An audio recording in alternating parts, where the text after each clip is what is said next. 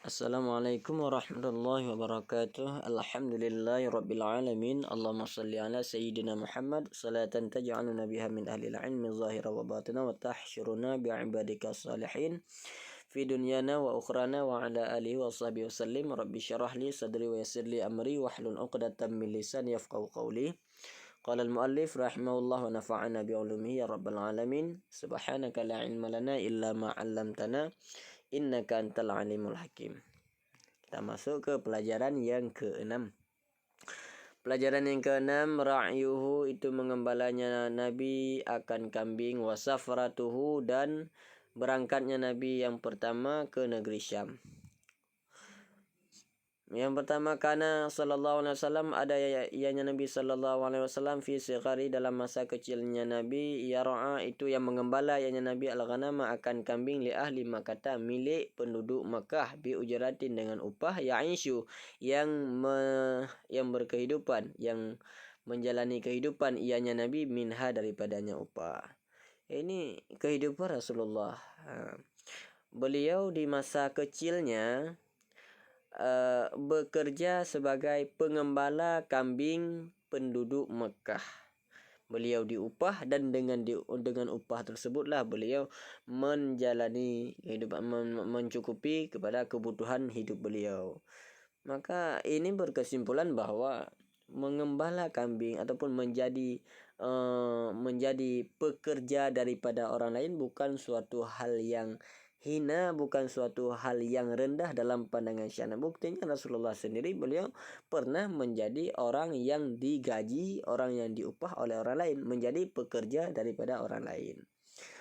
Walama dan manakala balaghalah sampai ianya Nabi atas yang akan ke-9 daripada umurnya Nabi, yaitu beliau telah sampai 9 tahun, safara nisya berangkat ianya Nabi ila Syam ke negeri Syam ma'ami beserta pamannya Nabi Abi Talib bitijaratin dengan tijarah, dengan berdagang. Tujuannya untuk berdagang. Di usia beliau yang 9 tahun beliau berangkat ke negeri Syam ditemani oleh Abu Talib, karena kan beliau diasuh oleh Abu Talib. Setelah Abdul Muttalib tiada, beliau diasuh oleh Abu Talib. Jadi beliau dibawa oleh Abu Talib kemanapun Abu Talib pergi. Dan di tahun ke-9 tersebut, saat beliau berusia 9 tahun, beliau dibawa oleh Abu Talib untuk menuju ke negeri Syam. Tujuannya untuk berdagang, untuk berniaga. Walama dan manakala telah datang ianya Nabi daripada kota Busra, niscaya melihat akannya Nabi oleh rahib yang bernama Bahira. Fa akhbara, maka mengkhabarkannya rahib Bahira akan pamannya Nabi dengan bahwasanya Nabi sayakun itu selagi ada ianya Nabi akhiral anbiya'i, itu akhir para nabi. Itu akhir para anbiya, itu akhirah ini kita jadikan sebagai khabar kana, jangan akhiru, khabar yakunu kita jadikan sebagai akhiral anbiya'i. Wa talaba dan meminta ianya rahib minhu daripadanya Abdul Muttalib ayyarja'a akan bahwa kembali ianya Abu Talib dengannya Nabi, khaufan karena takut alaihi di atasnya Nabi min aduwin daripada musuh yataraqqabuhu yang telah menanti-nanti ianya musuh akannya Nabi. Saat beliau sudah dekat dengan Busra, beliau dilihat oleh rahib Buhaira. Maka rahib Buhaira ini merupakan seorang pendeta yang telah mengetahui bahwa akan ada seseorang yang diutus menjadi nabi yang akhir, penutupnya para rasul. Dan beliau telah mengetahui ciri-cirinya. Di saat beliau melihat Rasulullah, beliau pun melihat semua tanda-tanda yang telah diceritakan dalam kitab-kitab yang pernah dibaca, kitab-kitab dahulu, kitab-kitab semawi yang dahulu, Taurat, Injil, Zabur.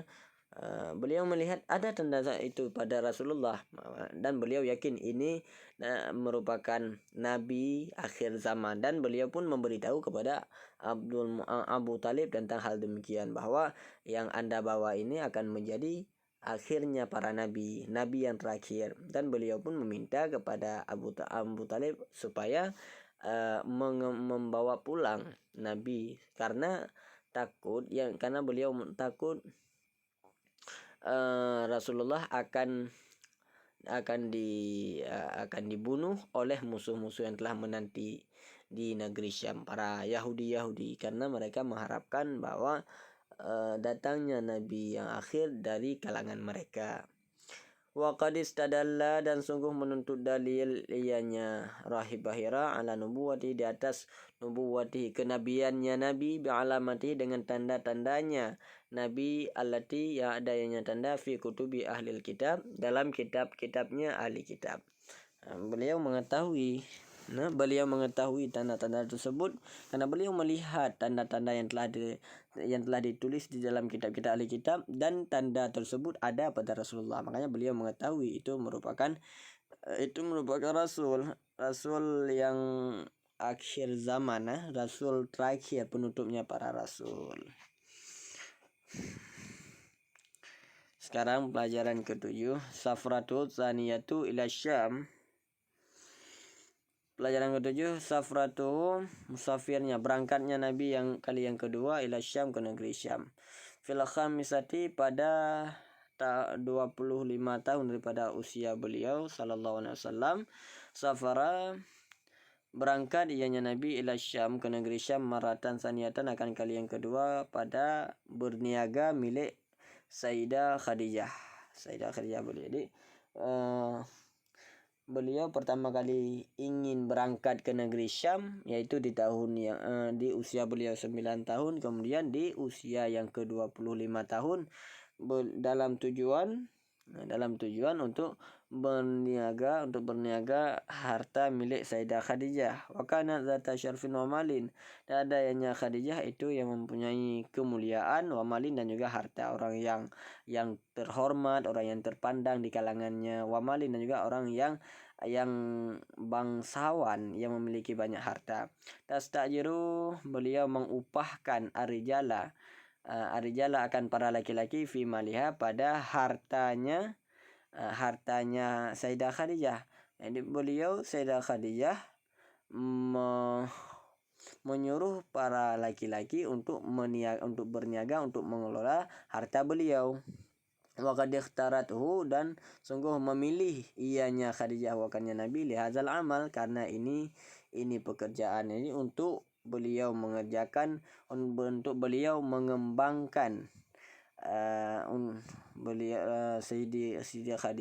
Sayyidah Khadijah memilih Rasulullah untuk mengelola, untuk berniaga harta milik beliau. Oleh anha, karena bahwasanya Khadijah samian, itu mendengarnya Khadijah, bisidqi, dengan jujurnya Nabi, wa amanati, dan amanahnya Nabi, wa akhlaqi, dan akhlaknya Nabi yang mulia. Karena beliau telah mendengar dari perbincangan orang-orang sekitar bahwa Nabi itu merupakan orang pribadi yang sangat jujur, amanah, juga memiliki akhlak yang mulia. Makanya beliau memilih Rasulullah untuk menjalani bisnis perdagangan beliau. Wa kana ma'ahu khadimuha, dan adalah besertanya Nabi khadimuha, itu pelayannya Khadijah, itu Maisarah.